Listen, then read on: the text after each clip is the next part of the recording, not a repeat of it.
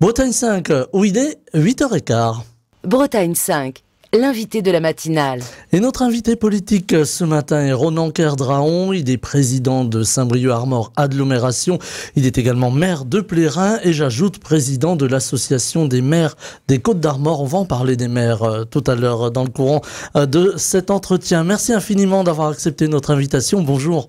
Bonjour, merci de l'invitation. C'est avec plaisir que je reviens à chaque fois sur le site de Quessoy, puisque nous sommes à Quessoy. Voilà, avec sans doute quelques studios qui vont essaimer dans les temps à venir.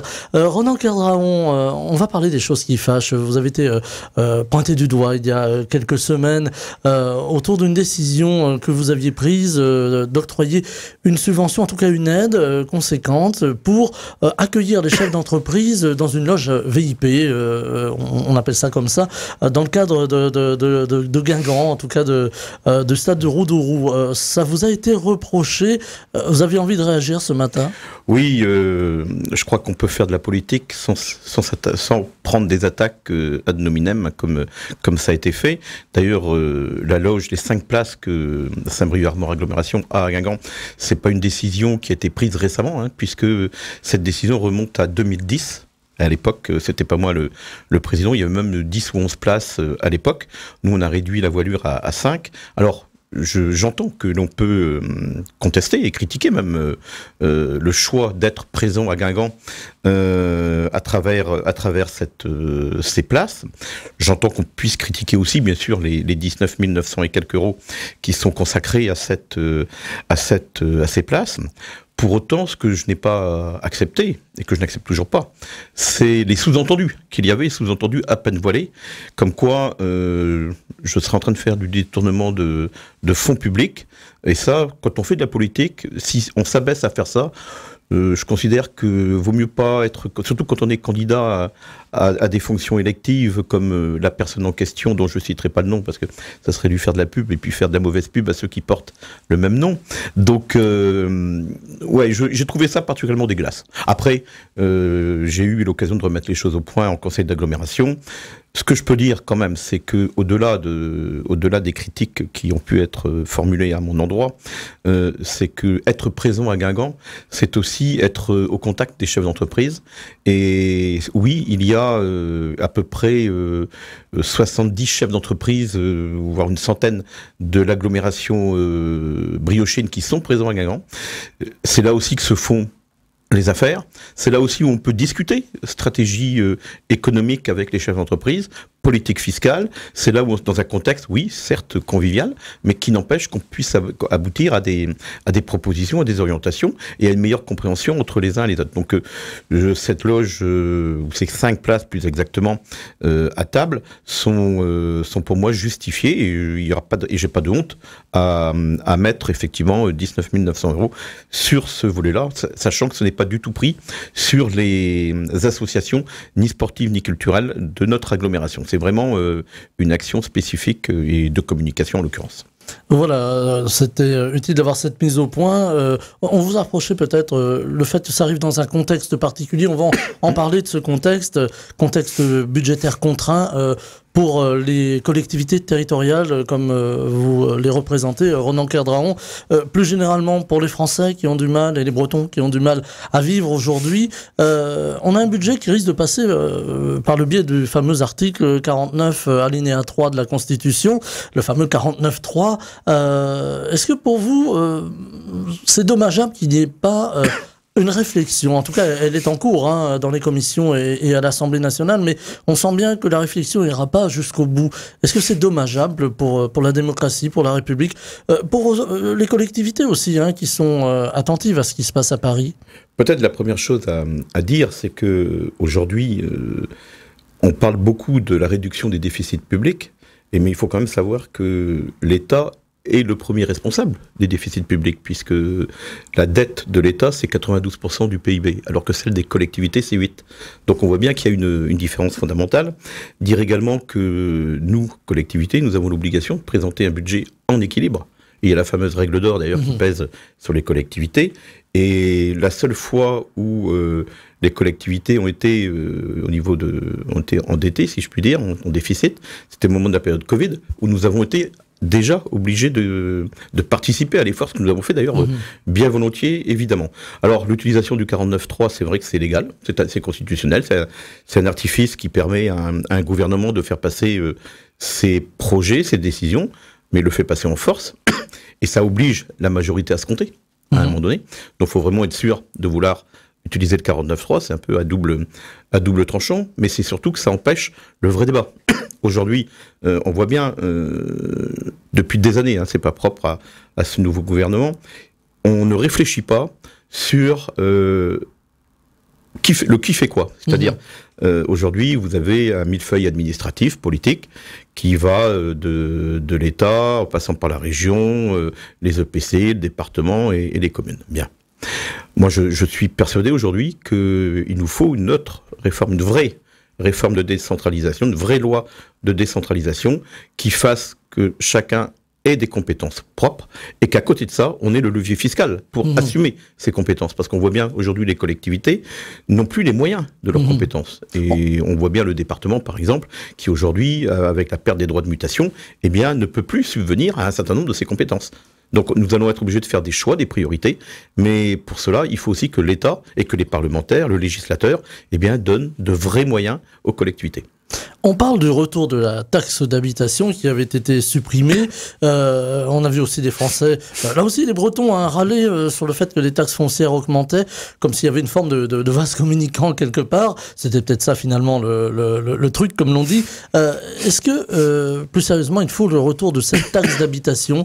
Est-ce qu'il faut justement avoir ce levier fiscal, qui est le premier levier pour les collectivités? Alors, moi je crois qu'il faut déjà se mettre d'accord sur un principe, il faut que la fiscalité soit attachée au territoire, que ce soit pour le particulier ou pour l'entreprise. Oui, je suis partisan, moi, que la taxe d'habitation revienne, en tout cas que les collectivités, que les communes aient le pouvoir de voter une part de taxe d'habitation. Ça me semble important parce que, à un moment donné, c'est quand même bien les collectivités, et le maire en l'occurrence, qui seront en frontal de leurs administrés. Et lever l'impôt, c'est pas un gros mot, pour peu qu'on mette des services publics en face. Ce qui serait indécent ou irrespectueux, ça serait de lever l'impôt et de ne pas mettre de services publics. Moi, je vois à Plérin, on a des services publics. Quand j'ai augmenté en 2010 les impôts de 10%, il y a eu bien évidemment une levée un peu de bouclier, mais on a été capable d'expliquer pourquoi on le faisait et à quoi servait l'impôt qu'on levait. Et à partir du moment où on explique cela, je pense que les gens comprennent. Mais on pourrait citer la même chose sur la CVAE des entreprises, qui aujourd'hui a été annulée et remplacée par une part variable de la TVA. On voit bien que la TVA aujourd'hui sert à toutes les sauces, et le gouvernement, dans son projet de loi de finances 2025, a décidé de réduire le taux de TVA pour les collectivités. Donc c'est le chien qui se mord la queue, quoi. À un moment donné, on ne peut pas faire des réformes à la petite semaine. Il va falloir aujourd'hui prendre conscience qu'il faut une vraie grande réforme administrative, territoriale et fiscale. Est-ce que, vous parliez tout à l'heure, Ronan Clerdraon, de décentralisation. Le mot autonomie a aussi été prononcé, je pense au président de la région, Loïc Chenet-Girard, qui a dit pourquoi ne pas donner plus d'autonomie aux régions, alors avec les moyens qui vont avec, évidemment, ce qui permettrait peut-être des économies, puisque finalement les élus de terrain, et on parlera des maires tout à l'heure, les élus de terrain sont ceux, par définition, qui connaissent le mieux le terrain et qui peuvent savoir où investir ou ne pas investir. Bah moi je suis tout à fait en phase avec le président de la région, Loïc Chenet-Girard a eu tout à fait raison de dire qu'aujourd'hui, il est grand temps qu'on passe à un acte, je ne sais pas, 2, 3, 4, j'en sais rien, en tout cas, un véritable acte de la décentralisation qui permette de donner à un certain nombre de collectivités un pouvoir de décision réel. Et il me semble que l'échelle régionale est le bon niveau pour avoir cette autonomie, on l'appelle comme on veut, mais en tout cas, il faut qu'à l'intérieur de ce mot-là, on ait un vrai pouvoir politique, de vraies compétences et un vrai levier fiscal. Ce qui permettrait peut-être aussi à la politique et aux élus de terrain qui sont par définition sur le terrain, mais qui sont proches des administrés, peut-être de pouvoir mieux expliquer, de pouvoir aussi être mieux en phase avec les attentes justement de ces administrés. Alors être en phase avec les attentes des administrés, mais être responsable aussi réellement devant les administrés.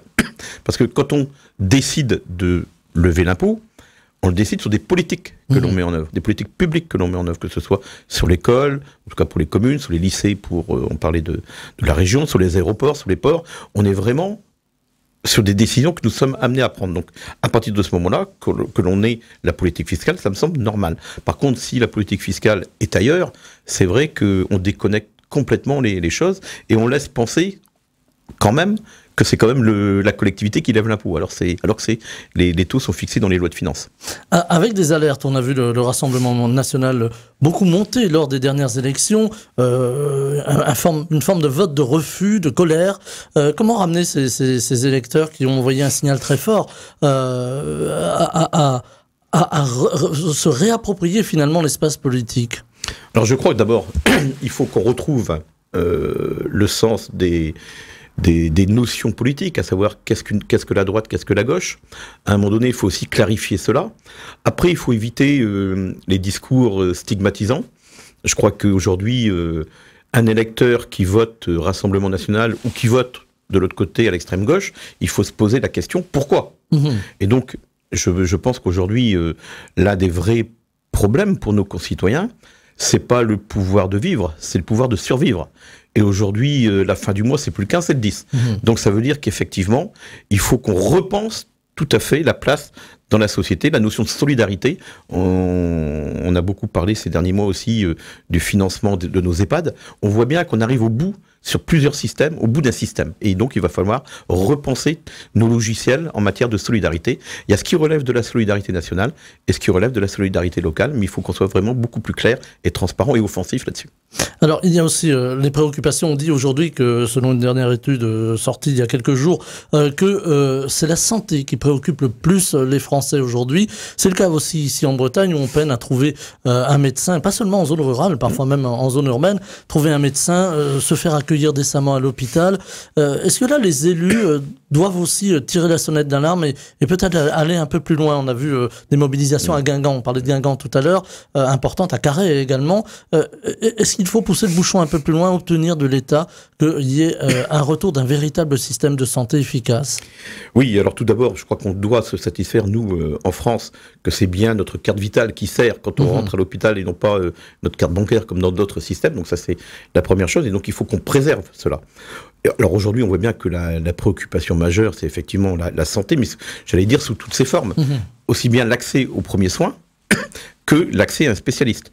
Moi, quand j'étais sénateur, donc dans les années 2010-2014, on avait déjà fait ce constat. Donc, c'est pas d'aujourd'hui qu'on fait ce constat. Sauf que rien n'a été fait. Ou très peu, en fin de compte. Et aujourd'hui, on voit bien, les collectivités, si je prends Saint-Brieuc Armor Agglomération, avec Thierry Simelière, on s'est saisi de cette problématique en créant, alors que c'est pas notre compétence, en allant sur le terrain, soit des centres municipaux de santé, comme il y a à Plérin ou à Saint-Quay-Portrieux. Il y a la problématique de faire des centres intercommunaux de santé. On a un projet, nous, à l'agglomération, de faire un médicobus, donc qui irait dans les communes. Donc oui, ce constat, on le fait, et on supplée là encore l'État. C'est pour ça que on trouve particulièrement injuste cette espèce de hold-up qu'est en train de nous faire le gouvernement sur nos compétences et nos finances. Et ça, oui, aujourd'hui, il y a une urgence. Alors, il y a l'urgence sur les finances, évidemment, on l'aura compris, sur les territoires. On voit des maires aujourd'hui qui ne veulent plus. D'ailleurs, on aura des élections en 2026, les élections municipales, qui ne veulent plus y aller parce que ça devient trop compliqué. Ils n'arrivent plus non plus à boucler leur budget. Ce sont souvent des petites communes. On a aussi des alertes. On pense aux alertes qui ont été lancées par les présidents des départements, en l'occurrence pour les Côtes-d'Armor, la Loire-Atlantique ou encore l'Ille-et-Vilaine, qui disent attention, si on continue, si le budget continue dans ce sens, nous on ne pourra pas boucler si on nous demande encore 5 milliards, alors répartis évidemment entre les différents départements et collectivités, mais si on nous demande 5 milliards d'efforts, on n'arrivera pas à boucler. Comment ça se passe par exemple pour Saint-Brieuc Armor Agglomération? Comment arriver à boucler le budget Alors aujourd'hui, dans le contexte actuel? Déjà aujourd'hui, dans le contexte actuel, l'impact des annonces faites par le gouvernement sur l'agglomération, c'est 4 millions d'euros de fonctionnement en moins. Or, 4 millions d'euros de fonctionnement en moins, c'est 40 millions d'investissements en moins.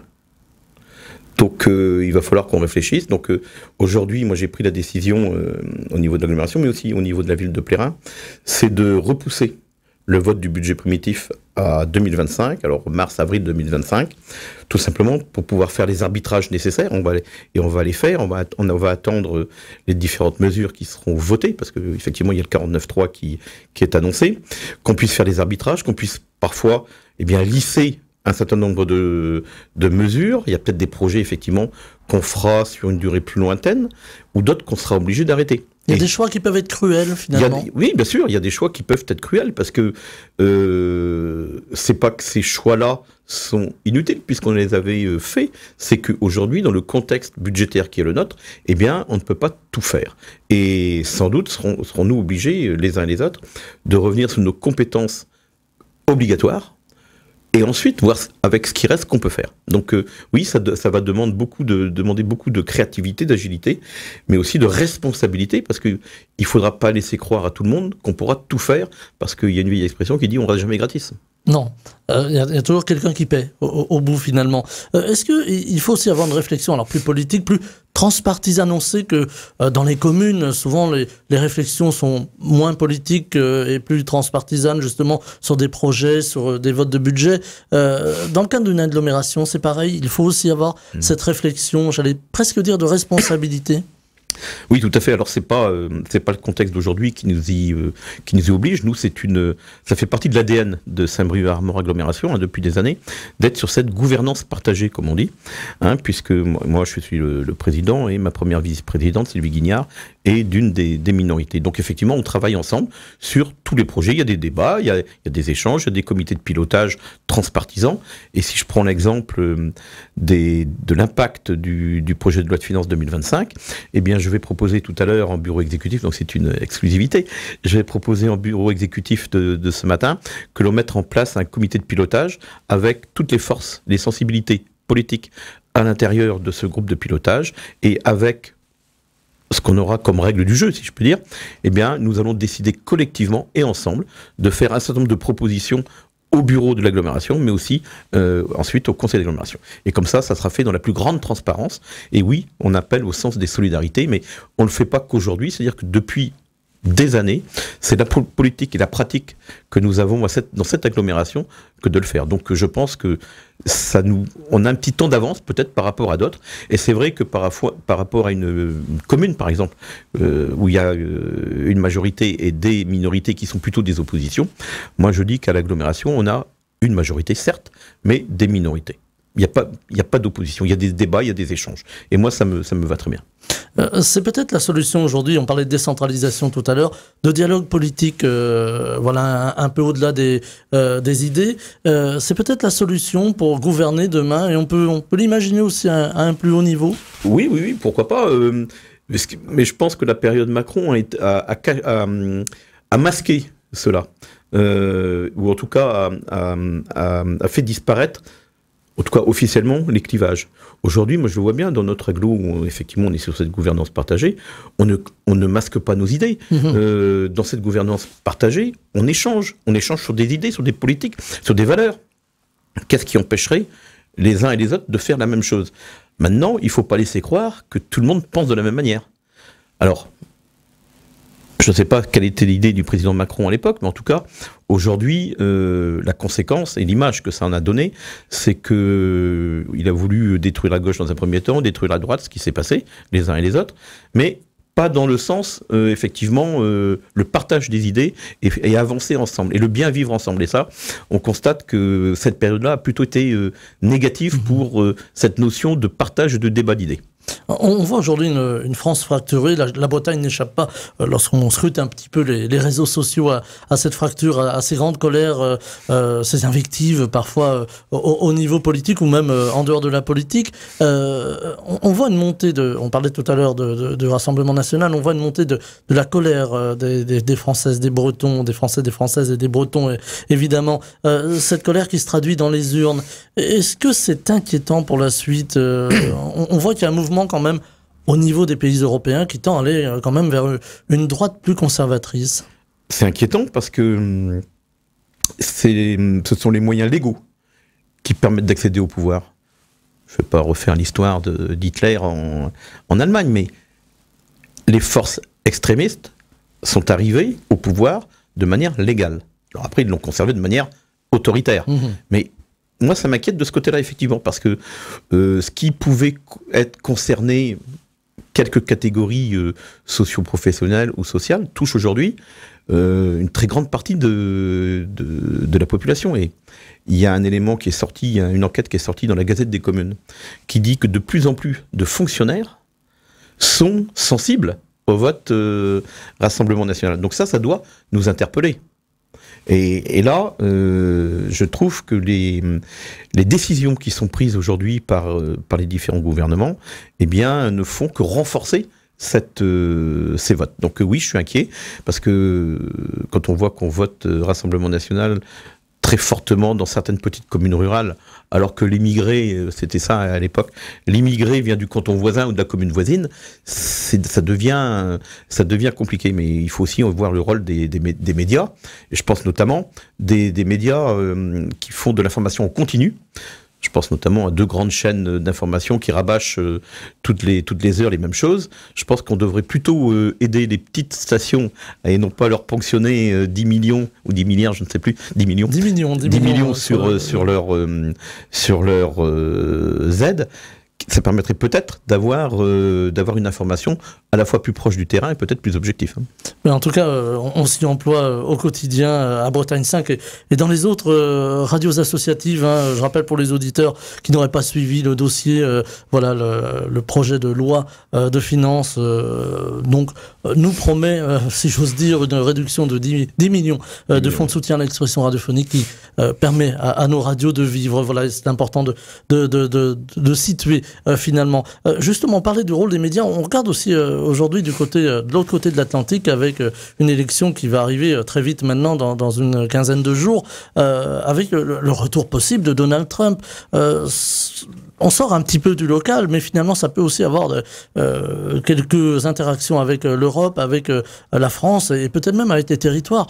C'est inquiétant cette montée justement du populisme, y compris dans un pays comme les États-Unis.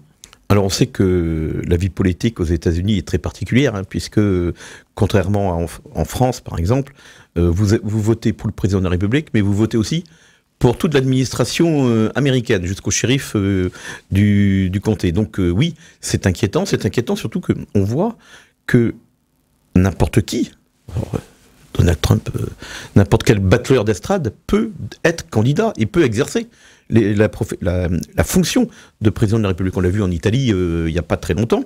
Oui, mais c'est le système électoral qui permet ça, mais c'est surtout, effectivement, parfois une non-maturité à la fois des partis politiques, mais aussi de nos concitoyens. Donc je pense qu'il y a beaucoup de pédagogie à faire, vraisemblablement. Les élus ont aussi beaucoup de responsabilités en la matière, mais effectivement, Donald Trump à nouveau à la tête des États-Unis, il y aura, me semble-t-il, des conséquences importantes pour l'Europe, notamment, et pour l'Union européenne, et on rentrerait, je pense, dans une logique encore d'affrontement, voire de rupture avec d'autres partenaires. Donc oui, moi ça m'inquiète. Avec aussi, puisqu'on parle de l'Union européenne, peut-être des conséquences si le dollar n'était peut-être plus la monnaie la plus forte. On entend aussi les BRICS s'exprimer du côté de chez Vladimir Poutine. Ça voudrait dire aussi peut-être moins de moyens pour là les territoires, pour le coup, qui sont financés par les fonds européens, enfin en tout cas pour certains projets. Oui, on peut légitimement se poser la question. Maintenant, j'attends quand même de voir réellement quel sera le vote des citoyens américains. Alors, je reste toujours optimiste parce que c'est peut-être l'occasion aussi pour l'Union européenne d'affirmer sa position, d'affirmer sa force entre les deux grands, comme on dit, États-Unis et Russie. C'est peut-être une opportunité, je dirais. Comme nous, on a des opportunités en France, il y a des moments où il faut à la fois faire preuve de réalisme, de pragmatisme, mais aussi d'optimisme. Moi, je dis souvent, c'est pas parce qu'on a des contraintes qui nous pèsent dessus qu'il faut pas être ambitieux. Au contraire, il faut l'être encore plus. Voilà, porter l'ambition contre vents et marées. Donc on a senti quand même, Ronan Kerdraon, vous aviez une forme d'optimisme. C'est important aujourd'hui en politique. Je parlais tout à l'heure des maires. Je disais, il y a une forme, là, pour le coup, de pessimisme. On parle aussi beaucoup des jeunes. On les reçoit sur cette antenne sans faire de jeunisme, mais on les voit très engagés pour le climat, très engagés pour la politique, tout simplement, la chose politique. Est-ce que c'est peut-être que là aussi que se trouve une des clés du futur et peut-être voilà des idées peut-être plus osées, plus allantes que les rangs devanciers. Je ne vais pas me faire que des amis. Non, je crois qu'effectivement que les jeunes s'intéressent à la politique, c'est une bonne chose. Au contraire, quand c'est avec des idées neuves, parce que si c'est pour reprendre les vieilles idées, je veux dire, c'est être vieux avant d'être jeune, comme dirait l'autre. Donc oui, je pense que la volonté, en tout cas, nous au niveau de l'AMF, ce qu'on regarde aussi, c'est le sentiment qu'ont certains élus. Je discutais avec mon collègue maire d'Erquy il y a quelques mois, lorsque je suis devenu président de l'AMF, qui lui me disait très clairement, je ne me représenterai pas. Parce que effectivement, on est victime de violences, d'atteintes. Alors c'est vrai que ce qui était à l'époque, comme moi j'étais élu en 2008, des violences verbales sur les réseaux sociaux, deviennent aujourd'hui des violences physiques, des agressions physiques. On a vu ce qui est arrivé à Hervé Guillard, le maire de Saint-Brieuc, ce qui est arrivé, et je dirais que je ne mets pas de niveau de gravité entre les deux, mais les freins de ma collègue maire de Plougrescan, les freins de voiture, qui ont été sabotés. Aujourd'hui, on sent comme une forme d'impunité, alors que c'est pas le cas, puisque la justice, le procureur de la République dans ce département fait ce qu'il faut pour sanctionner en fonction des délits commis. Mais on voit bien qu'il y a une forme de libéralisation, non plus de la parole, mais de l'acte. Et que parfois, d'ailleurs, les élus ont intérêt à faire attention dans les propos qu'ils peuvent tenir sur leurs collègues, parce que ça légitimise aussi des actions menées par des concitoyens. Donc, on a franchi un cap. Ouais, je trouve qu'on a franchi un cap. Ce cap a été franchi, je pense, avec la période Covid, où beaucoup de gens se sont repliés sur eux-mêmes, et il y a eu le sentiment de complotisme qui perdure encore aujourd'hui. On le voit sur les réseaux. On les voit sur les réseaux sociaux. Et là aussi, je suis désolé, mais les réseaux sociaux, on peut dire tout ce qu'on veut sur les réseaux sociaux sous couvert d'impunité, voire d'anonymat. Et aujourd'hui, quand on porte plainte contre quelqu'un, on sait bien que si c'est sur Facebook ou autre, eh bien, la législation ne permet pas aujourd'hui d'aller rechercher le vrai auteur. Il y a beaucoup de faux profils sur Facebook, sur les réseaux sociaux. Donc oui, de ce côté-là, c'est inquiétant. Mais au niveau de l'AMF, nous, on est vraiment optimiste dans le fait de dire, voilà, être maire, c'est une magnifique fonction. C'est encore l'élu qui est le plus considéré par nos concitoyens. Il y avait une expression qui disait il y a quelque temps, le maire est à portée de baffe. Malheureusement, c'est de plus en plus pire que cela. Donc, non, je crois qu'aujourd'hui, pouvoir agir pour le quotidien et la solidarité dans sa commune, c'est vraiment une belle fonction. Et moi, je ne peux qu'inviter toutes celles et tous ceux qui sont sortants ou qui ont envie d'être candidats, de l'être, parce que oui, c'est une mission de service public là aussi. J'ose vous poser la question, c'est peut-être très prématuré, mais vous vous représenterez en 2026 ? C'est pas impossible. Voilà, eh bien écoutez, on en prend bonne note et on vous reposera la question quand vous reviendrez. Ronan Kerdraon, président de Saint-Brieuc-Armor Agglomération, maire de Plérin, Plérin-sur-Mer même maintenant, président de l'association des maires des Côtes-d'Armor, l'AMF, vous l'avez cité tout à l'heure. Merci infiniment d'avoir été avec nous ce matin en direct dans la matinale. Je vous souhaite une très belle journée. Merci, très belle journée aussi. Et puis bonjour aux pronostiqueurs hippiques que vous avez. Voilà, Patrick Huffard, voilà, on sent les affinités. Merci infiniment. Merci à vous. Bretagne 5, Stéphane Hamon, le 7-9.